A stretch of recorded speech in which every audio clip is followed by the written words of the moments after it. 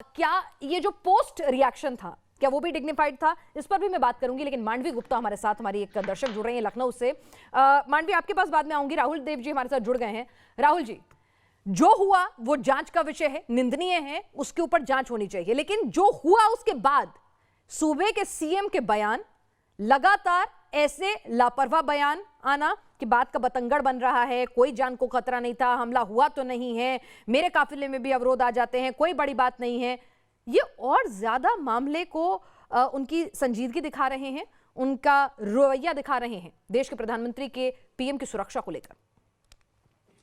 मैं समझता हूं कि कांग्रेस के मुख्यमंत्री ने जो पूरा उनका रुख घटना के होने से अब तक का दिख रहा है, वो उससे ज्यादा अगंभीर, गैर जिम्मेदार और शर्मनाक रुख हो नहीं सकता।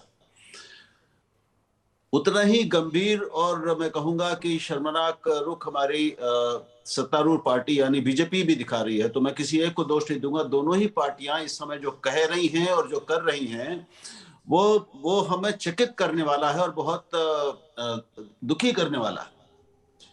अभी जांच नहीं हुई है, लेकिन इससे कोई इनकार नहीं करेगा।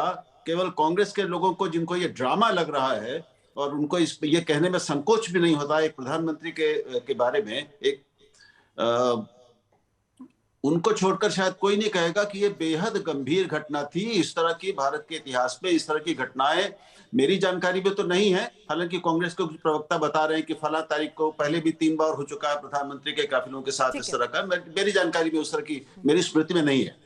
लेकिन इसको अभी घटना होते ही उसको 1 घंटे बाद उसको खूनी इरादे बता दिया जाना, उसको प्रधानमंत्री की हत्या की साजिश कह देना, ये भी उतना ही गंभीर और गलत है जितना मुख्यमंत्री का ये कहना कि और उनकी पार्टी का ये कहना कि ये नाटक था, ये ड्रामा था और वो उसको इतना हल्का बना के पेश कर रहे हैं सिर्फ अपनी नाकामी, अपनी अक्षमता छिपाने के लिए।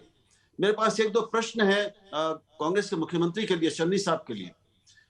जो कुछ भी था, मान लीजिए ड्रामा भी था, टीवी पे आ रहा था, आ चुका था, आपको मालूम था कि ये आ जाएगा, इस पर चर्चा होगी। उसके बाद जो 15 मिनट या 20 मिनट प्रधानमंत्री वहां फ्लाईओवर पर रहे, क्या उस दौरान, और ये असंभव है कि चन्नी साहब को उनके अपने सूत्रों ने ये जानकारी नहीं दी होगी कि प्रधानमंत्री का काफिला रुक गया है, वो फ्लाईओवर पर अटके हुए हैं 15 मिनट से। उन्होंने एक बार भी प्रधानमंत्री से बात की, उन्होंने संपर्क किया, उनको ये बताने की कोशिश की कि हम पूरी कोशिश कर रहे हैं रास्ता साफ करने की। उनकी सरकार और पुलिस के पास 2 घंटे का समय था।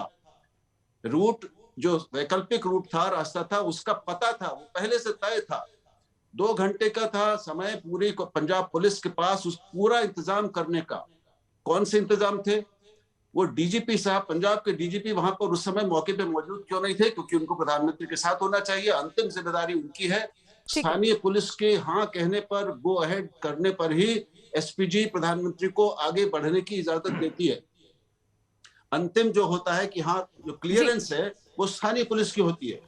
डॉक्टर अजय, इसके बाद ये सब कैसे हो गया? अगर मान लीजिए हो भी गया, बीजेपी का ये बदनाम ठीक है, करने मैं दोनों से, आपने बहुत वाजिब बात उठाई है, तो ठीक है डॉक्टर अजय, प्रधानमंत्री से बात क्यों नहीं की उन 20 मिनट? जवाब दे दीजिए कि मुख्यमंत्री, ठीक है आपके पॉलिटिकल डिफरेंसेस हो सकते हैं, सोनिया गांधी ने भी कहा कि आप कम से कम प्रधानमंत्री पद की गरिमा का तो ख्याल रखिए,